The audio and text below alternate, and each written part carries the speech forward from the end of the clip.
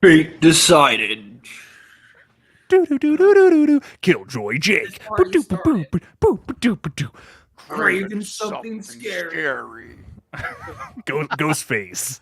Nightwatch Zone. Holy shit, it's Ghostface. We are KillJoy Jake. the Lethal Collective, ladies and gentlemen. We already said KillJoy Jake. We gotta move on. Lethal Collective. Hi everybody. Hey guys, What's up? we are here. No intro today. No intro.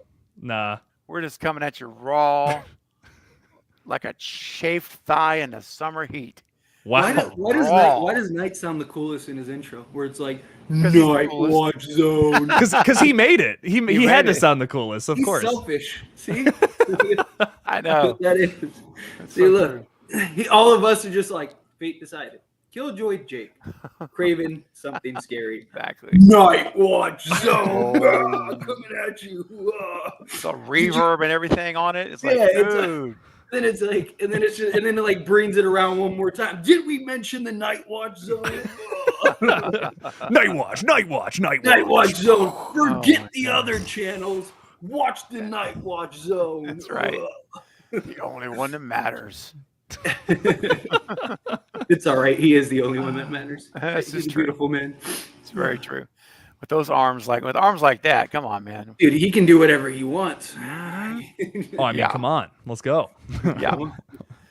Well, real quick, I want to say out of the chat, we got a few folks chiming in today. We got Zanisha in the house, and Russell is here. Welcome. Good to see you as always, my friend. And Apollo is here also. I'm just going to keep waving. Keep waving. Wayne was here, but he said he can't make it. He's at work. Rest in peace, William Friedkin. Yes. Yeah. Yeah. I heard about that. I got actually, I heard about it from you, Jake. I got Yeah? Yeah, I got a notification for, I guess you posted a tweet. Or, I'm sorry, I just dead named Twitter.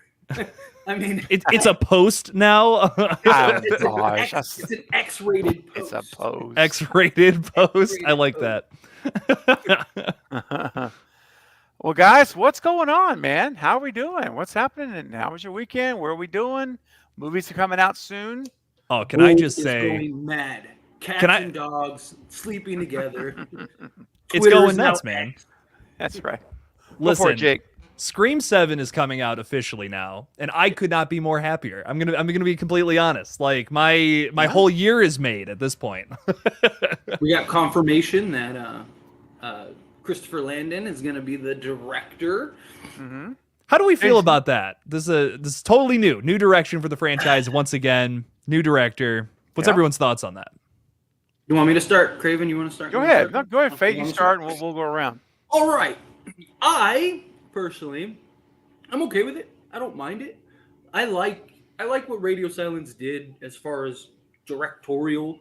Something else that I want to call out that I see a lot of people talking about. Radio Silence weren't the writers. No. I don't know why people don't understand that. No matter how much you explain to them, I have people that are like, "Well, Radio Silence is gone. Hopefully, we get a better written Scream film." Like, they're not the writers, right? Or they're like, "Hopefully, Sidney Prescott has a better role." And it's like, again, they're not the right. They are the ones that take the pen and put it to paper, essentially, right? They're the ones that take the idea and make it visionary. So that's something I really want to get across. But look, Christopher Landon, he's done things like Freaky and Happy Death Day, and he's been able to show that he can do like a slasher style film. Yeah. My concern though is all of his movies are more on the comical side, where the recent iterations of Scream have been on like the darker, more modern side of like just horror. And look, Scream has always had some goofiness and some like elements of that, but Scream 5 and 6 have kind of made it a point of like, no, we're going to get this to darker. And look, every Scream film, I mean, 96, they had to like cut half the movie just to get an R rating because it was considered so gruesome and just brutal. Like, especially the opening scene with Casey Becker. Oh, yeah. Like, they cut like 90% of that because it was supposed to zoom in and her guts falling out. It was supposed to be just crazy. And they were like, nope. So like what Scream 5 and 6 have done isn't like strange. It's not like some new concept. It's just more modernized. You can get away with a little bit more, and just visuals and stuff are just different now. Blood and gore has become a little more acceptable, but they've done a really good job with like, you know, the practical effects and, you know, just the makeup and stuff. Like how much does that change? Do we start getting like CGI now and stuff? Like that's a real concern for me, because Radio Silence had their like practical effects guy, right? And he's going with them too, if I'm not mistaken. So like I'm curious to see how that goes, because I don't want it. I don't mind a little goofiness, but I don't want this to feel like it's like a horror comedy, like, you know, like a Freaky or especially like a Happy Death Day.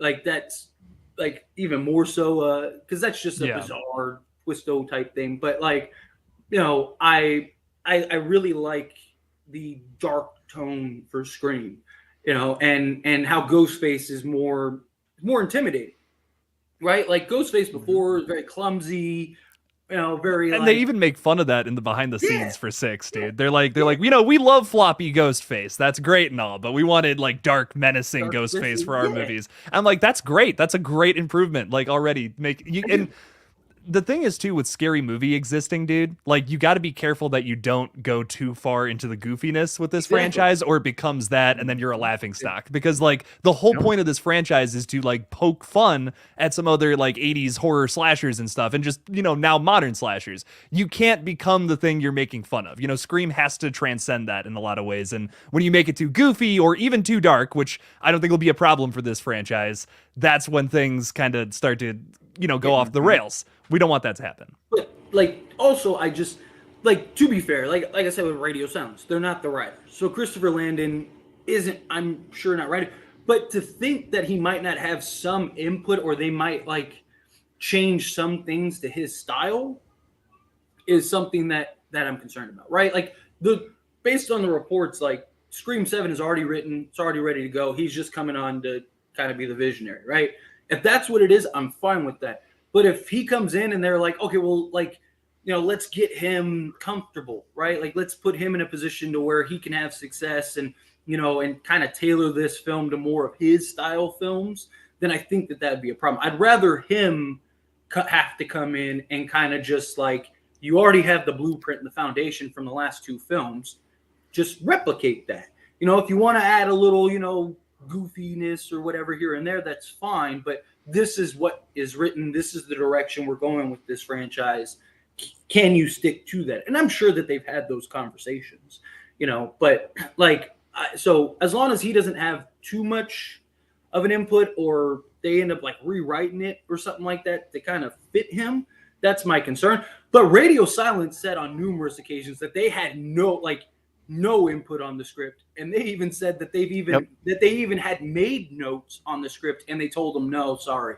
So if Radio Silence wasn't able to have an input and have a say, then my guess is Christopher Landon won't have an input and have a say. But you never know. I mean, the studio might be like, hey, this is a guy that we want for the next like 5 films. Let's have that go. But can I hit the pause button real quick? Yeah. Lethal Infection. We're changing our names right fucking now. Infection. Well, and also before we get to Jake's comments and mine, and to follow up at the end, we've got ourselves a super chat, gentlemen. Yeah, thank you so much. Talking Star Wars, thank you so much. Yes, absolutely, for your generosity with a $5 super chat for the channel.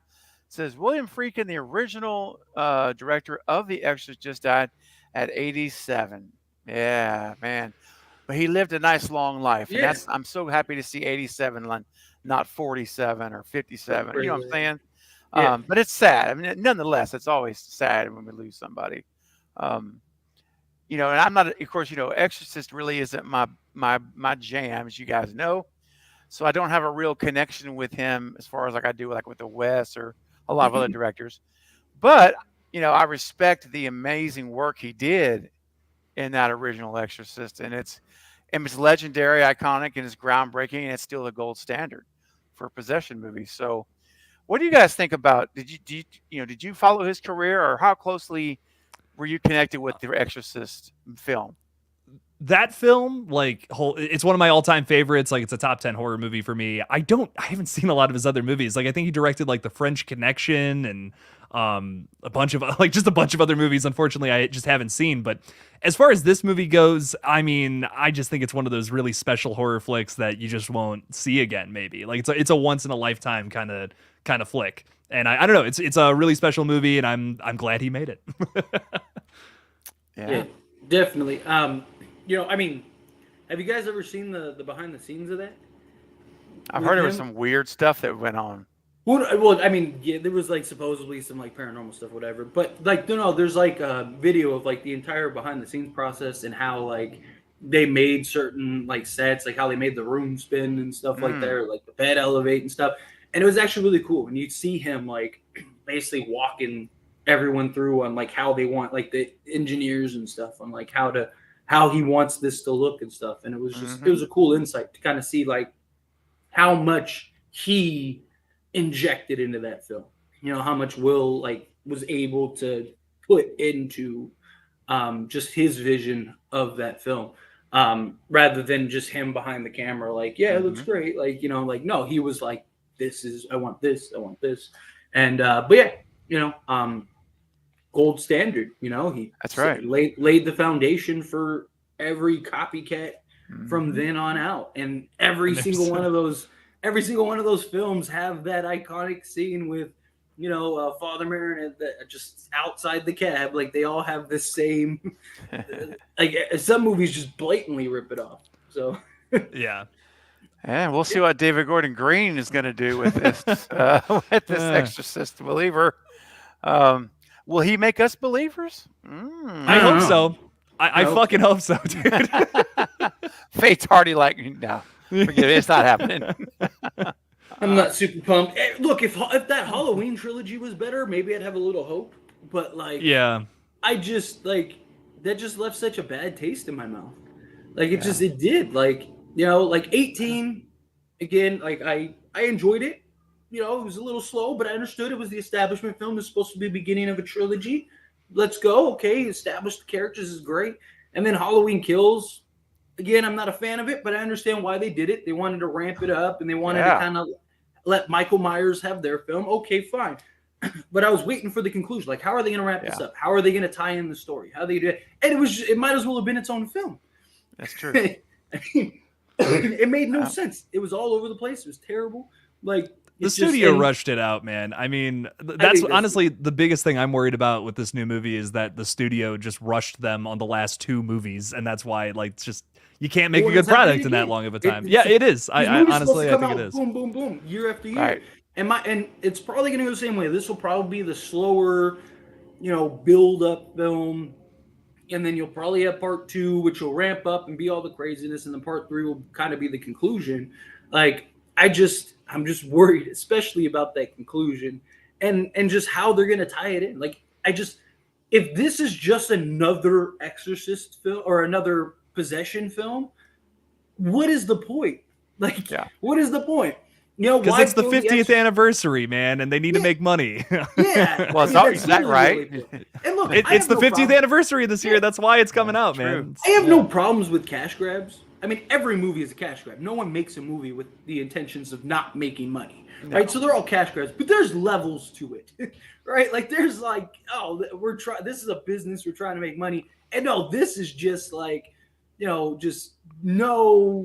just integrity level. And that's my concern, is that this is going to be that for the sake of that. And if this is just another, like, can we just get like an Exorcism of Emily Rose style film where it's like, it's not just the cheap tricks to make you believe, right? It's not like the head spin or like the vomiting and stuff. It's like more psychological, to the point where you're like, is this chick possessed, or is it in her head? Like, is she just sick? Like, like, let's do something like that where it's like, we know the girls are possessed. Like, it's not like we're going to be sitting there an hour into the movie and like, oh man, when her head spun around, that was it. That was the confirmation. Yeah. That was what we needed. I didn't know she was possessed. All the other stuff, man, I thought this was Winnie the Pooh, but apparently this is an Exorcist movie. It's like, come on.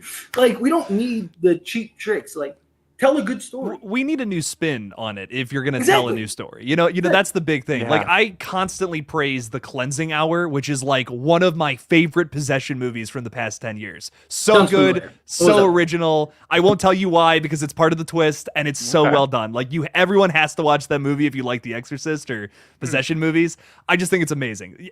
But they found a way to make it something completely different, which I can't tell you how, but the twist is fantastic, and more movies need to do that. And if it's like that movie where the majority of it is like kind of, standard possession movie, like, okay, I'm hitting the same beats, but then at the end they make it something new, or just at some point make it something where you're adding to the conversation. I think like subgenres, you need to look at them as the same concept as like a conversation. If someone, yells at you like, hey, I like cheese, and you're just like, I like cheese too. You added nothing to the conversation. You know what I mean? You got if you're like, I like cheese too, but only if it's pepper jack. Then oh shit. You know what I mean? You're adding something. Throw something. Throw some pepper jack in there, David Gordon Green. You better throw some pepper jack. Don't be stingy with the cheese. Never. Well, my biggest last little point that I want to make too is that like, you run the risk of tarnishing the past by releasing subpar stuff. Like we talked about it with Scream 5 and 6. Like, you have new generations that these are the entry points of the film, of the franchise. Yeah. And at some point, that'll be the only thing that is really known to newcomers, right? It's one of the reasons why I hated the idea of them calling it Scream. Because when you look up Scream, it's not Wes Craven. Like they talk so much about trying to preserve Wes Craven and his legacy in the franchise. True. But you titled it that basically backlogs his legacy. Right. The things, and that's only going to continue to improve as time goes on, right? Where more and more people are going to look up Scream, and that's going to come up, and then that's just going to push it farther and farther back to the point where you're going to have to dig 10 years from now to find out, oh, wait, there's another Scream, unless you're like really, again, like diehard horror fans might be thinking of that as like, wait, how would you not know that? But there's a lot, like there's all kinds of movies that tie into franchises and stuff like that that are old that you've never even heard of as a diehard horror fan. But they're there, they exist. And it's because it's just gotten washed out over so many years and wasn't as popular or whatever, or time just kind of pushed it to the back burner. And now you put the spin of like the everyday person, the casual fan, the one that isn't just diehard, that's just like stumbling across Scream and they fall in love with Scream, and then that becomes a thing, right? Now, that's what could end up happening with The Exorcist, right? They have this trilogy. If it's terrible, this is going to be the introductory point. And one, if it's terrible, people aren't going to want to look and see if there's anything else, right? Well, because they might want to see, like, they're like, what's this? Right. This is obviously based on something. This is going to be set up like a requel, continuation. It depends on how they set it up. You know what I mean? Like, even if it sucks, though, there's a lot of people out there right now who are discovering the original Exorcist for the first time, watching it and being like, oh, this is cool, or maybe they don't like it, but hopefully they do. I'm talking about when this series is done, and 20 plus years later, when the new generation of people are finding The Exorcist and it's terrible, there's no incentive to go, oh, well, there must be more to this. And most people look at it and go, oh, this is bad. Why would I watch something from the 80s that is probably just as bad?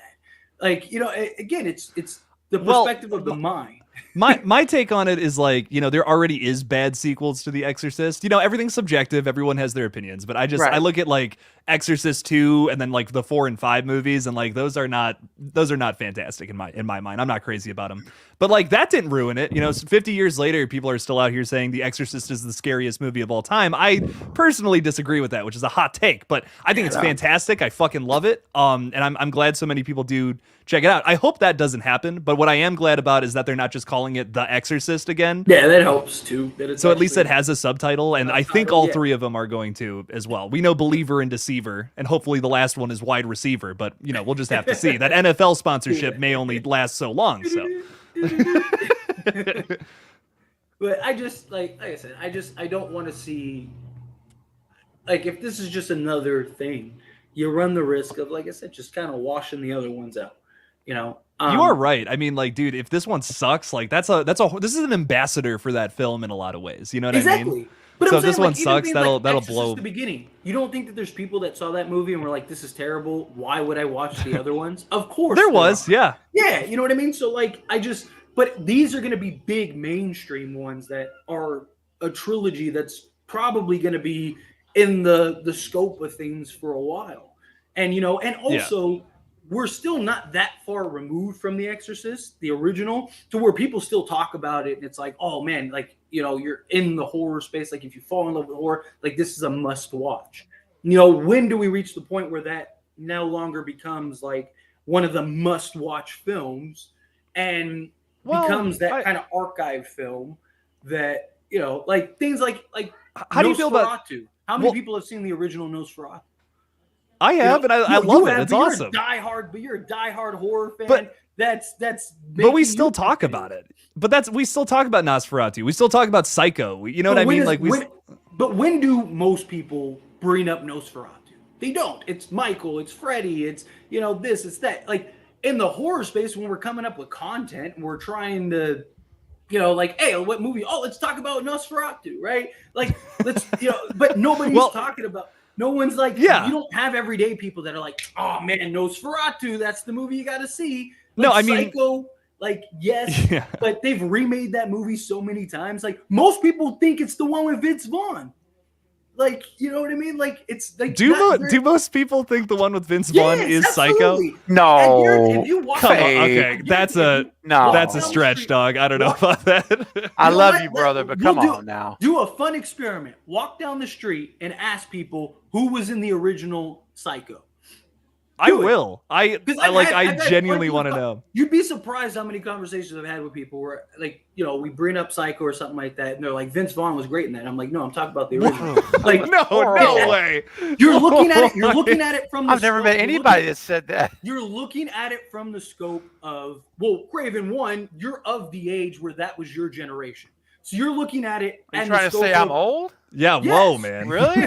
Damn. Older. But man, we're all getting there. But no, I'm saying like that was you're looking at it. You also have your lenses on. Looking at it from like a horror fanatic perspective. There's no way people would most people don't take the time to actually archive and look back. Most people, their experience of horror is like what's on Tubi. What's on Netflix? What's on this? And then they find it, and then eventually they get this, or some friend throws out the idea, oh, you got to watch Psycho. Then they look up Psycho, and it's the Vince Vaughn one that pops up. And then they watch that, and then they're like, oh, this came out in 1993 or whatever it was. They're like, oh, this came out then. Like, oh, this must be the original. People don't take the time to look into things, period. Even important stuff, politics, religion, opinions, jobs, whatever. You think people all the controversial subjects, just all of them. No, I'm saying most people, like, why do you think fake news is such a big, widespread problem? Because people don't take the time, they just read the headlines and they go, oh, that must be true. Like, that's not objective. Like, that's a fact. Like, how much do people get baited on? Like, why do you think YouTubers use clickbait and stuff like that? Because most people don't take the time to read the description. To actually look at the news. Or look you're right. You're right. Again, how many people are going to take the time where if they find Psycho and it's Vince Vaughn Psycho, are going to take the time and go, oh, this must be a remake. You know what I mean? Like, you'd be surprised. Well, talking Star Wars, thank you for your super chat. That was very, very kind. Shifting gears now a little bit, Apollo had a question that says, what are the chances that Scream 7 follows Scream 3 in Hollywood? I hope not. I think I would not be surprised. I got to tell you, I really wouldn't. It would not shock me whatsoever because they have followed, if it's James and Guy, they have followed front 1 and 2 so closely in terms of the outline. And if they're going to stick with that philosophy of writing, then that's going to be Hollywood, and it's going to be a true crime streaming series and not a movie. And here we are. We're going to have a whole crew of actors, a director. Then the only question is, who's related to Sam? Or who's the relative in the bunch? Jake, you're shaking your head. I will not. I called that on the Scream 6. I did. Okay, I watched Scream 6 again. I finally got the Steelbook, and it is phenomenal. Like, I watched it again the other night, and I'm like, I watched it again, and I just don't think it's that close to Scream 2, man. The more I watch it, the farther it gets away from that movie, especially in the tone. Like, it is like Scream 2. Yes. Scream 2 is such it's a goofier version of the first one in my mind. That's not a bad thing. Like, some people love that about the film. Like, that's a little campier. The jokes are a little more out there. There's an entire sequence of the movie where they're just singing and dancing on tables. Like it's a goofier led movie. Yeah, and I love it too. But in terms of tone, like Scream 6 is the punk rock redheaded stepchild in this franchise. And I think that's why I love it so much. Like, sure, they use college as a way to get our characters to this location, but that's hardly ever talked about. And we're almost never on the campus. Like, it's talked about, sure, Ethan was an econ, but I mean, that's it. New York is the backdrop of that film. You know what I mean? Like, it's crazy. I don't even think it's arguable. That's just the way that they ended up getting their characters from point A to point B. And if they need to do something like that for Scream 7, like, let's say we're filming a limited fucking series. Like, is that the same thing as Scream 3 if they end up going that route? I think if they set it in Hollywood and they have a goofier tone, yeah, that's the same fucking thing. But if we go to Hollywood and it's the darkest Scream film ever made, well, is that exactly the same? I don't know. I feel like we're just playing around in a similar sandbox versus, doing the exact same thing. I think there's a difference, personally. But I don't want them to go to Hollywood. I loved that we got a brand new setting in Scream 6. I thought that was a lot of fun. And it didn't feel gimmicky because they didn't just, have our characters be tourists in New York. We're not, on vacation, taking pictures of the Statue of Liberty. That would have been super corny. And if we do the same thing with our characters here, they're going to Hollywood to, sign some kind of fucking, I don't know, some NDA or whatever. Be like, oh yeah, you can use my shit and all of this, and Sam and the gang are making a bunch of money off of a limited series while being chased by Ghostface. I don't know, a little too even that. Like, sure, it's not exactly Scream 3, but come on, it's pretty similar. I think we have a brand new setting just in general. Just get away from that criticism of, following the original trilogy to a T. Do something else. Go somewhere completely different. Don't focus on the Stab franchise. I took that line in Scream 6 from Gale about, all the hype nowadays is about true crime limited series. I took that line as we're done with the Stab franchise. We blew our load with that in Scream 5. We're not doing that we didn't do it in 6. Hopefully they don't do it in 7. I think that kind of weight is starting to weigh down on these sequels. Yeah. What do you think, Fade? Are we going to Hollywood, man? Are we going to follow the blueprint? I don't think they're going to go to Hollywood, but I do think they'll follow the blueprint. My guess is it's something along the lines of maybe they're still in New York and a film is being made, right? And they're filming there, and then that's the tie-in. That's the there's the Scream 3 nod. And look, Scream 6, Scream 5 was almost a shot for shot carbon copy in a lot of ways. I mean, it wasn't what is it? Cabin Fever. Do you ever see the shot by shot? It's the exact the 2016 remake. Yeah, really? They remade the movie, and it's literally shot by shot, word for word, the exact same film. Just somehow they made it worse. It's like awful. Psycho with Vince Vaughn. They made it worse. Yeah, it's the same situation. It's literally like that. But Scream 5, it wasn't to that extreme, but it was. You got the same sequences. If you watched 96, you kind of knew where they were going at certain things, right? Scream 6, yes, it wasn't as much of a carbon copy, but it was more of a modernized Scream 2. There were, even the motives were the same. Same motives, same killer. Yeah, I don't remember them ruining Sidney Prescott's entire career and reputation though. That's to me is the main focal point of the motive of Scream 6. Again, it's not a shot by shot remake. You know what I mean? So of course there's going to be differences, but it wasn't a completely different. You don't watching Scream 6. And you put the modern twist of what this is. Because even Scream 5, yes, it was a lot more similar to 96, but it was very modernized. Scream 6 was kind of the same thing. It wasn't as slow. Scream 2 was a slower movie, like you said, more campy, all that stuff. And again, it's fine. I like Scream 2. Most people, the consensus is hey, that was a good Scream movie. But they basically jam-packed this. I love that they didn't just have them on campus the whole time, like in Scream 2, or it's just like they never go anywhere. Like, have you ever been to college? Like, nobody, you're never on campus. Nobody hangs out on campus class. that long. Yeah, unless you're in class or you're like got a project or something or whatever. You know, like you're at the local bar or the local hangout spot, or you're like, you know, doing whatever. Like, so but Scream 7, I really want that. I really want like a new, like fresh story.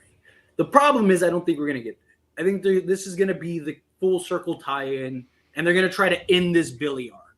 Right? We're in this Billy arc right now. I think they're gonna try to end this, and I don't know. I think again, I think it'll be similar to Scream 6, where it's not like a shot for shot copy of Scream 3, but there will be those sprinkled elements of Scream 3, whether it's in New York and there's a movie set and people are dying on the set, something like that. And it's like, well, they're not in Hollywood, so it's not Scream 3. And it's like, it's the same premise. It's the same idea. And then if they have some sister, cousin, whatever come out of the woodwork, it's like, oh, it's a cousin this time. It's not a sister, like, or it's not a brother. Like, it's still the same idea. Like, you know, like that's what I don't want to see. Like, I want them, like, I would love to just go to Scream 7 and it's just, you have your returning characters and it's just like a new story, right? And it's just like, who are these killers? Why are they doing this? And it's just like, because you were home, right? Or it's because you're Sam and like, it's time for you to die. You know, it's time for the final girls to be the end or whatever, right? And Sydney's involved and Sam's involved. And it's like, I'm going to be the one to kill you, right? Like, it's just an obsession thing. Like, let's do that. Yeah. Like Mickey is beloved because he just did it to do it. Like, he just was fucking crazy. Right? Like, can we get back to that? Can we get back to just like craziness? He like, wanted to blame it on the movies too, which I think, and get away with it, which is awesome. Right. It's a perfect motive for a Scream sequel. And don't get me started. Even Mrs. Loomis is like, did you hear that? Crazy. Like, even she's like, it's so good. But that's Mickey. Mickey is so crazy. Like, he was a serial killer prior to that. Like, his backstory deserves a movie in and of itself. Like, can we do something like that? Can we have killers that are like, you know, why are you trying to get? And it's just like, because, like, I just want to kill you. I want to be the one. Like, you know, I'm obsessed with the idea of killing Sam and Tara and Sydney because you guys just never seem to die. And all these idiots just keep messing it up and you should be dead by now. So I'm going to do it. Like, that's just pure craziness. Like, what's wrong with the motive like that? Right? Why does it always have to be like, because Sydney's. Why does it always have to be personal? You know, like that's. Like, I agree. Exactly. Like, why does it always have to be somebody connected to Sidney Prescott? Why does it always have to be somebody that's connected to Sam? Like, why can't it just be like, you guys are famous? You guys are the stab girls, right? Well, I want to kill you. And like, it could even fit.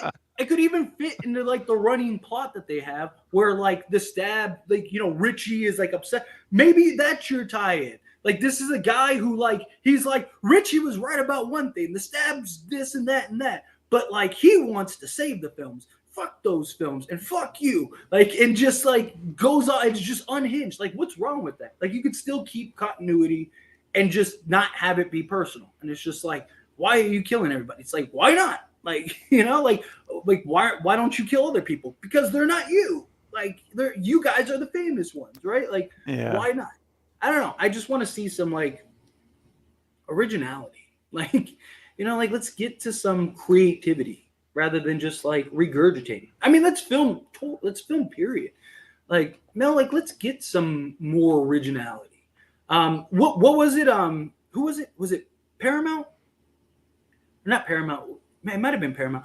One of the studios recently said in an interview that they're not going to do original films anymore because they don't want to run. They don't want to run the risk of people not showing up. Which, you run the risk. Period. I mean, Marvel can't have a successful film right now.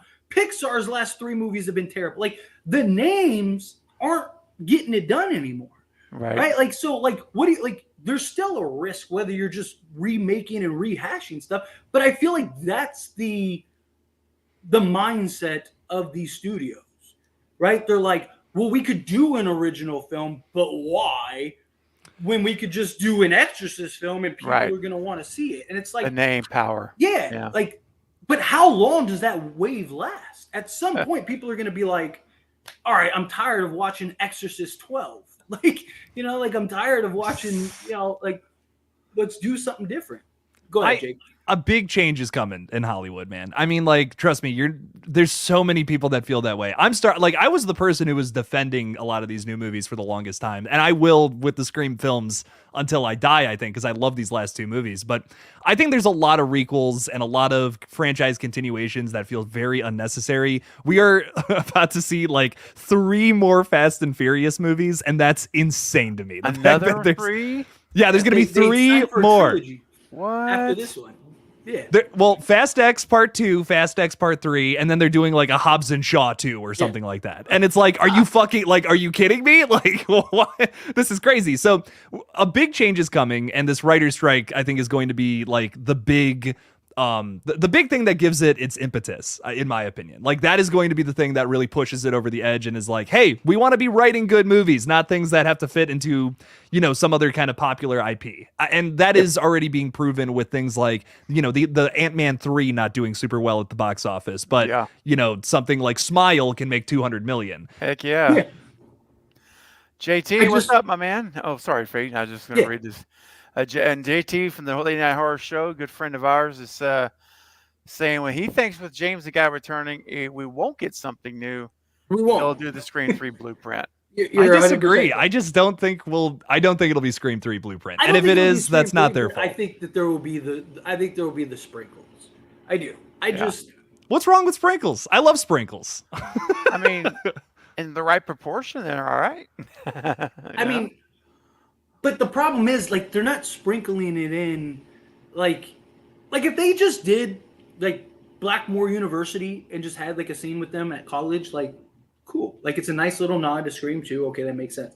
But like when you start like having big portions of the film, like important things of the film, like the motive and the killer's plot. I just don't think it's the same thing. Like, it's totally different. It's the revenge factor. It's the parent of the previous killer. Like, yes, it's the family of the previous killer, and like they're ruining her reputation online. That's so cool to me. Like, I don't know. To me, that was so intriguing.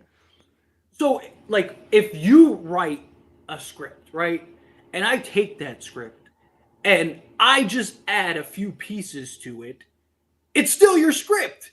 It's still your thing. You still created it. I just added my own little flavor to it, right? Like, but it still inherently is your idea, right? Like, there's all kinds of stuff about. Like, I just think that's an oversimplification of what Scream 6 is. Like, I can't. It's not the same thing as Scream 2. Like, I love Scream 6, but Scream 2, I'm like here. Like, it's a 6 out of 10 for me, where I think like Scream 6 is maybe like an 8, 9 out of 10. So I don't know.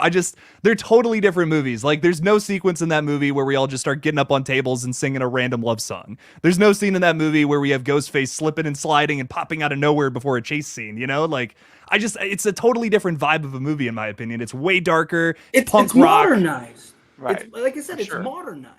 But modernized, that's a very loose definition, right? Like, we say that things are modernized when they're more gory, when they, are filmed on better lenses and, not cheap tape.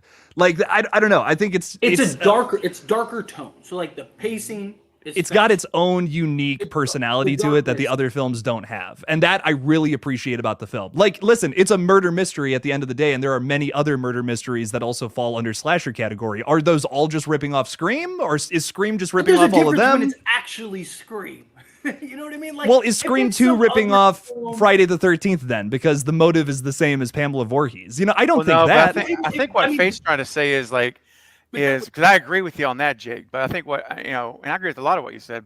But I think the difference is it's within its own franchise. So it's like Scream could be inspired by Psycho or just whatever, right? So, we see that all the time. But what's unique about this is that for the second entry, and again, I like Scream 6. I've seen it 13 times. I enjoy the movie. There's certain plot points I have to turn my brain off on, but I still enjoy it. But here's the thing, for me anyway, And again, it doesn't. It's not like I, hate the movie. I just said I liked it, really like it. But I do also realize that this is the second movie, and the second Wes Craven Scream. The killer in that movie was a parent that was seeking revenge for the death of their child, who was a previous killer. It wasn't a random eighth film. You know what I mean? Like it wasn't like it literally is following the step. Like if Scream 5 wasn't basically Scream 96, I don't think it would have been as highlighted as much.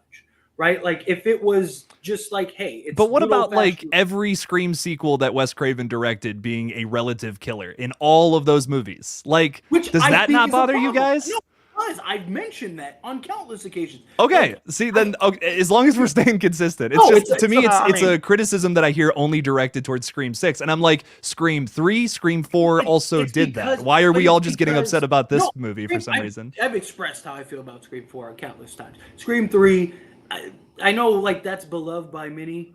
I don't think it's very good for Scream standards, but whatever. It's not the point. Like I've had my criticisms of the films, right? But my problem is that you have within the scope of the franchise, but also you have new directors, new writers, new everything that are basically cheating on the test and just, changing a couple answers, right? It's not so it's going to get highlighted more. Right? It's like, can I copy your homework? Yeah, but just change a few things, right? Like it's kind of what this seems like, right? Like, and I just don't know, man. that's I my mean, issue. If Yeah, and if again, it I was don't some have a- random, if it like, okay, look, if you had Scream 5 and then Scream 10 had some like tie-in back to Scream 1 or whatever, There he or is. something like that. Yo. then sure. What's up, Knight? what up? What up? What's up? Sure. But like that's not what that's not like it's been Scream 5 96 Scream. Yes, there were differences, right? It was modern. They picked up the pace. They made it darker tone. Like they made changes, but it still was very homage to 96. And then you have Scream 6 and it's following the same blueprint, right? Yeah. It's like here's the blueprint. Yes, it's not the same house, but the foundation is similar. The layout is similar. It's like that's where I think the issue is. Yeah, But is that such a bad thing? Like that's my thing. Like I don't know. I don't But know. if how it's such a long bad can you thing how to- long can you keep doing that? Is my point. Like, Well, Wes only look, made four. Scream. You could do Scream forever. You could do Scream like, and look, that kind of ties into what we were just talking about earlier. And then Night, I want to hear your thoughts. But like tying in earlier with like, there's no originality. Like that doesn't mean that I don't want Halloween. It doesn't mean I don't want Scream to continue forever. It doesn't mean all that stuff. But to only have those movies being pumped out, that's where the problem. Like it's like, okay, give us a Scream, give us a Halloween, but then throw in an X, or throw in a Skinamarink, even though I thought that movie was terrible. But like at least it was something different, right? Like stuff like that. But to You kind know of that bring too. it into Scream is that like you can do Scream forever, but how much can you just keep copying the previous predecessors, right? It's like at some point, like we gotta goes into the originality that we're talking about. Well, and Like, let me. it's- Go ahead. I was just going to jump in here because I know because Knight obviously just joining.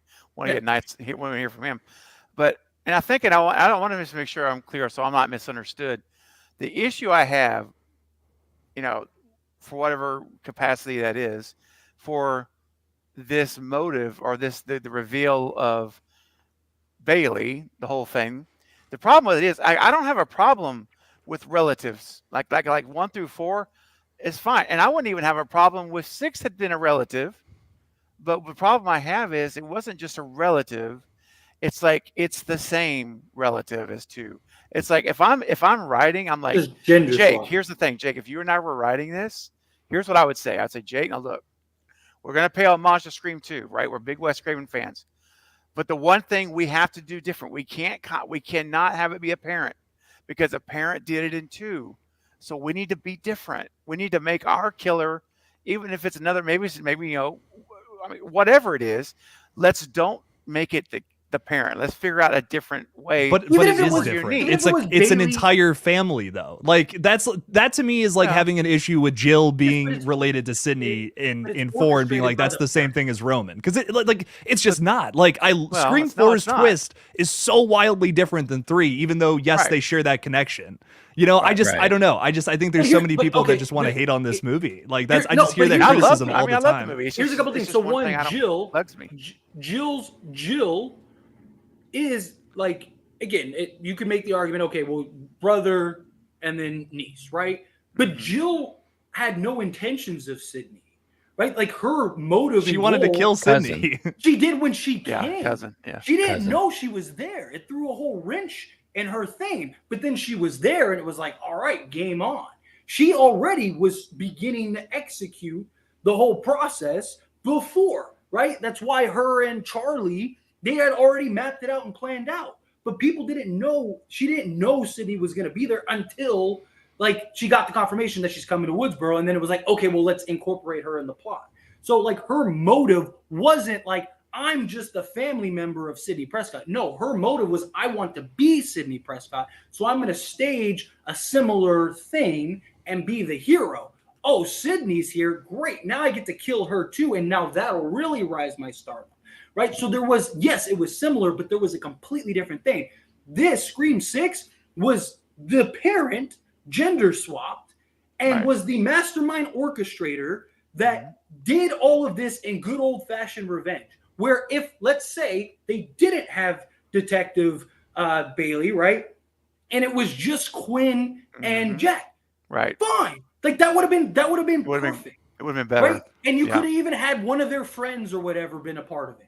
Right. And it's just like, and they're just in it because they believe in the vision or whatever. And they want the revenge, then cool. Like, yes, it's similar. Yes, it's a little different, but it's not the parent that orchestrated the whole thing that basically got two Mickeys to be involved. And this time it's not Mickey. This time it's actually the siblings. So it's a whole family affair, right? Like that's the thing. Like if they just did say the family affair, right? Let's say they did the dad and then the two sisters. Like, why does it have to be Richie's? Why does it have to be Richie's father? Why couldn't it just have been some other tie-in and connection? I think a whole big thing about Scream 6 that I love is there's commentary on the reaction to the previous film. And part of that is utilized through the lens of Richie's family at the end of the movie. No, I'm not. It looked We're like gonna you hear from said it Knight in a all, second. bro. Okay. I respect your opinion, man. I respect your opinion, but let's hear from Knight. Yes. So we just talking about the motive and what we Motive. think, because this Comparing is it going all to over two. the place. Yeah. Right, Is so it listen. too much? Is it too similar to Scream 2? Listen, here's the thing. I've said this before.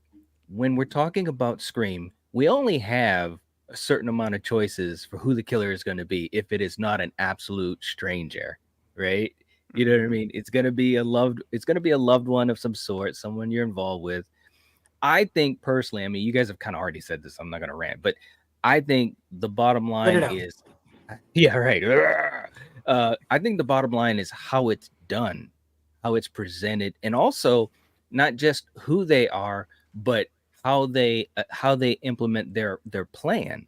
You know, I think with this one, what was kind of interesting, and maybe they could have gone a little bit further, was the fact that Bailey intercepted the cult. You know what I'm saying? I think what might have been a cool idea, and maybe would have made it too complicated, which it probably would have. But what kind of would have been cool is like if he kind of infiltrated the cult. You know what I mean? Or maybe like teamed up and then double crossed the cult. Either way, we got what we wanted, and we got a ghost face killing a ghost face. So that was cool. But I think ultimately it's about how it's done, because it's gonna be usually someone that the character, whether it's Sam or whether it's Sydney, that they're going to know or have some type of strong connection to, whether it's a family tie or a love or so forth. So personally speaking, I didn't have an issue with 6 as far as it being kind of closely parallel to 2. I didn't have that issue because I felt as though they did enough things in 6 to differentiate it from 2. I mean, there was a whole list of, we talked about this 85,000 times of all the differences and how it was done. Is it close? Sure, I could see that. And could that be an issue? Sure, I could see that too, especially from us that have watched all of these movies way more than we'd ever like to care to admit. But that's what we have for Scream. It's the same thing when you're talking about Halloween. Michael's going to kill some people, and his favorite weapon is a knife, and it's usually going to happen on Halloween. Boom. Each movie, you know, except for Season of the Witch. You know, so yeah, but the difference is there we that go. Michael Myers is one person. You always have to have that plot. The thing True. about Scream is you don't. And the reason this even got brought up is because Scream 3 and Scream 7, right? We got Scream 7. So how similar is Scream 7 going to be to Scream 3? Like, are they going to be in Hollywood? Or I said, I think that they'll probably stay in New York or somewhere like that, and it won't be Hollywood, but there'll still be a movie, right? And people are dying on the movie. So it's we copied the homework, but we changed it a bit, right? Like that was where this conversation led.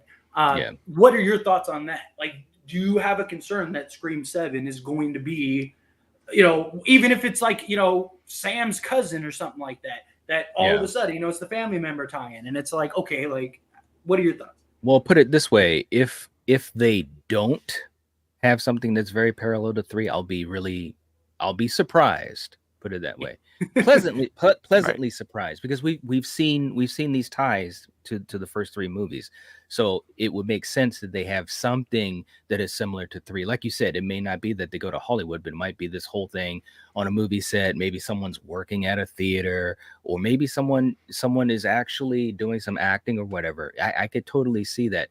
Do I want it? Not necessarily. You know, again, if they did it, for me, the way that I would enjoy it the most is if there's a lot of different moving parts that will set it apart from 3. You know, that's how I would be on board with it. But I do have a feeling they're probably going to copy some of 3. I really do. Whether it's the whole idea of a movie, whether it's the idea of some other family tie that kind of comes back to haunt Sam. What I would love to see is them to just do some different stuff. They could still honor the past movies. You know, there's ways to do both. And I think, and I'm just being fair, I do think 6 achieved a lot of that. You know, they were able to do some very different things, but still honor the past, especially for us fans that have been around for a long time. So, yeah. Thank you. 2 more things, Knight. Thanks, and then Jay. you're caught up. Thank you, Jay. 2 more things, Knight, and then you're caught up. 1, do you think that there is a problem with originality in horror right now? We got all these remakes, all these, you know, requels, all these tie-ins. I think it was Paramount or something like that came out. The CEO or whatever said, like, we're not going to make original films anymore. I might be wrong about Paramount. I know it's one of those studios came out and said, we're not going to do original films anymore because we don't want to take the risk of losing money. You have Marvel that can't have a successful film. You have all these big names that used to be just money that no longer are getting the money, and people are sick of, like, hey, it's the same old thing. And the horror space is kind of plagued with it right now. Right. You just like that doesn't mean that we don't want Scream, you know, 10 or, you know, Friday the 13th or Nightmare. It doesn't mean that we can't continue to make these movies, but do you feel like we need an injection of originality beyond just these remakes? I think what we need is for the movie communities to support the original movies.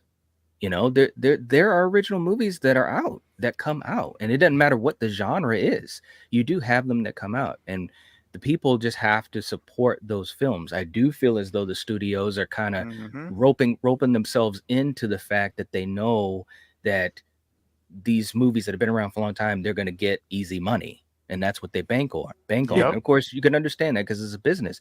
But like when you have movies like all those damn movies that came out in 2022 that were original, they weren't based on anything, they weren't an adaptation, they, you know, those are the types of movies that you want to go out and try to either, you know, promote, go and see, pay money for, tell your friends about. I mean, we obviously have done a lot of that type of stuff and hope we can do more, because people need to go see movies like Barbarian or X or Smile. Nope, or Smile Earl, or Talk to Me or Skinamarink, even though it's wacky as hell.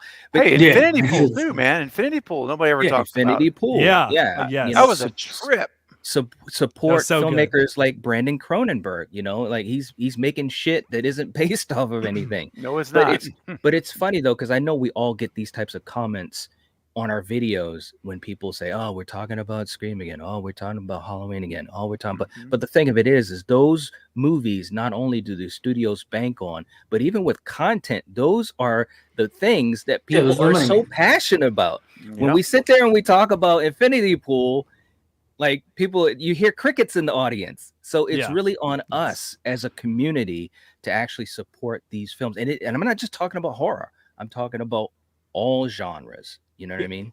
So That's why And I then always what- try to get a review out for all the bigger, like the big releases and some of the weird ones that I'm excited for. Like I did an Yes. Infinity Pool review. It might not have done very well, but I put it out there. You know what I mean? Right. It's like Yeah.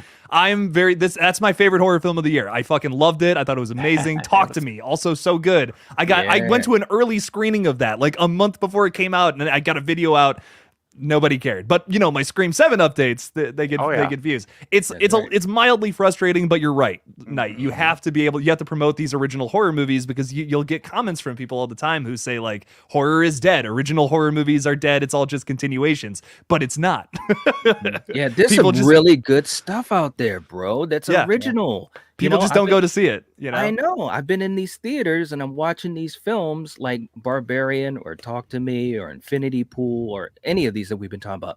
And I have those moments where I'm just giddy because I'm like, I don't know what's gonna happen. You know, Yeah. Who's the killer? Why is it happening? I don't know because it hasn't been done before, because it's not a reboot, a remake, a requel, a sequel, an adaptation. It's not based off of a 70s show, whatever that is.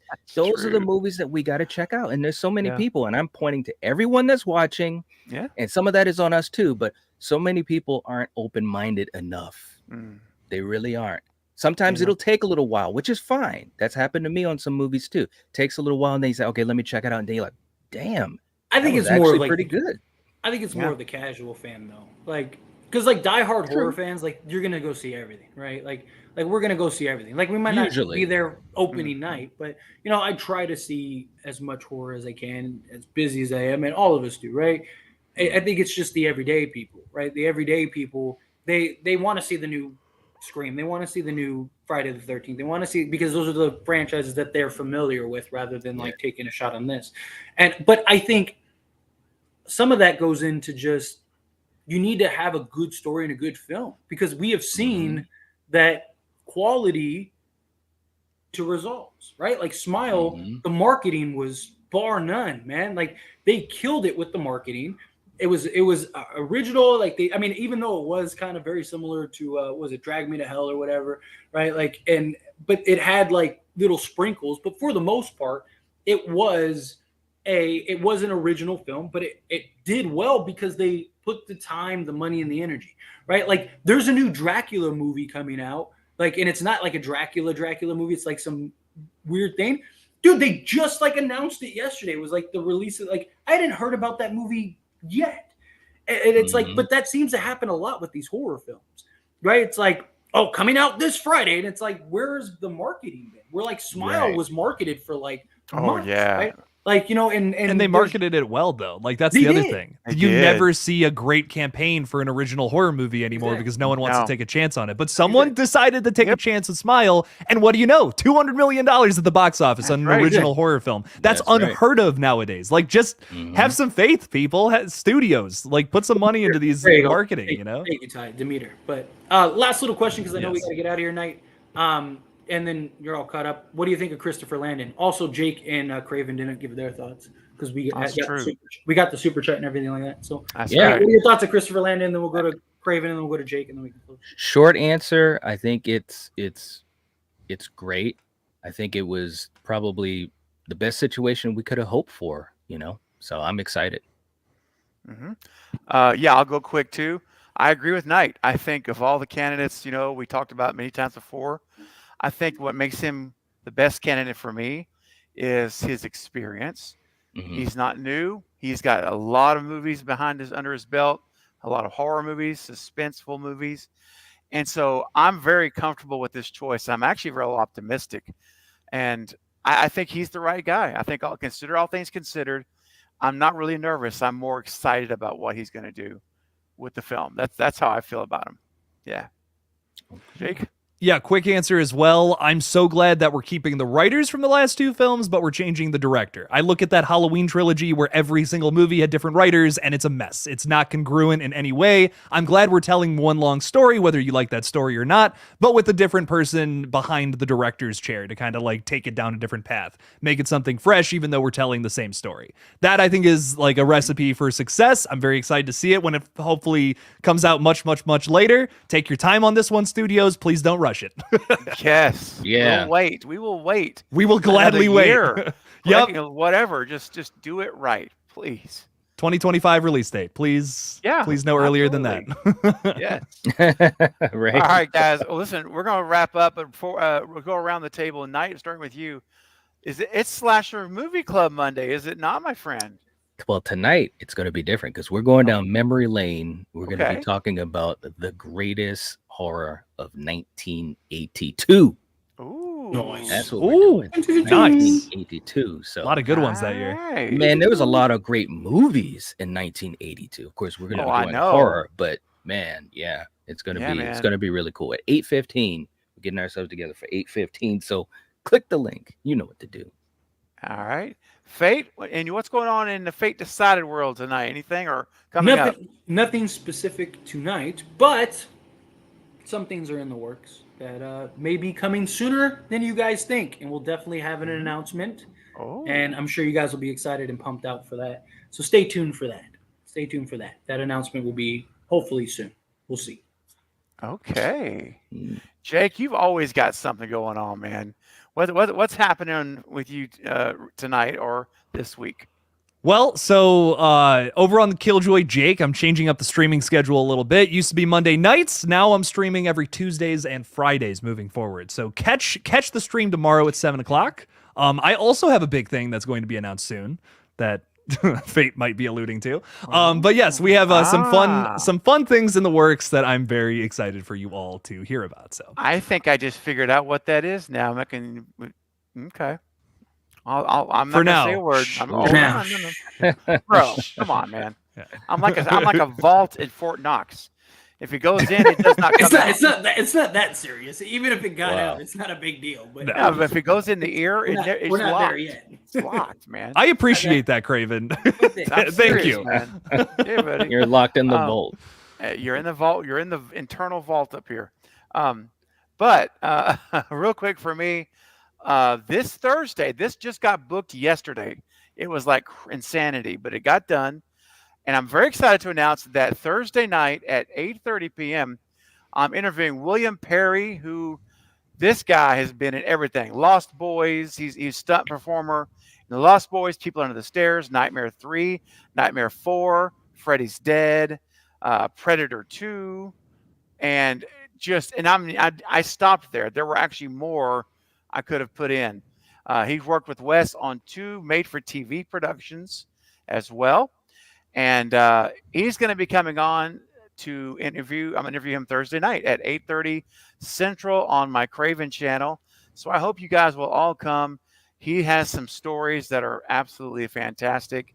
You're going to want to hear these stories. I'm telling you, they're awesome. So he could come on Thursday. I normally don't stream Thursday nights, but it was the night that he could do it. So, Night, and you know how it is, man. Mm-hmm. When they say I can do Thursday, we do Thursday. That's what we're going to do. do. So That's what you William do. Perry coming up. And then I just have to real quickly, because it's the only Lethal Collective we've got for this week. And give me a second. I'm going too fast. It's slowing me down. Here we go. Saturday is a very special day for me because on Saturday, we are celebrating the 10,000 subscriber stream party. And this is something that's been in the works for 2 months. I was going to do it a lot sooner. But I wasn't able to for health reasons, but that's all behind for now. I'm home, back in business, and this Saturday at 8 p.m. it starts, and it's going to go until it ends. I don't know. I have no end time, but guest galore will be popping in. There's going to be a lot of surprises. You don't want to miss it. There's going to be games, giveaways. It's literally going to be, I want it to melt my channel. It's going to be that insane. It's going to be that boiling hot. And I'm calling it the most epic live stream of my channel existence. So I'm building it up. I don't know if I hope we'll hit it. That's where it's at anyway. I think it's going to be amazing, and the biggest part is just hanging out with all of you guys, everyone, and having fun. So Yeah. don't miss it. All right. So on that note, guys, we're going to say adios. Thank you all for being here. This was a great stream, and I'm so glad Knight was able to make it so we could round out with the full force of the collective Yeah, man. in hand. Core 4. And core 4. Jeez. That's oh gosh, that's right. The core 4, baby. Oh, So Knight, man. why don't you close us out, my man? Because no one does it like you. All right. So for you guys in chat, thanks for hanging out with us. We love you, and we will catch you later. The collective has spoken. Peace. Bye, guys. See ya.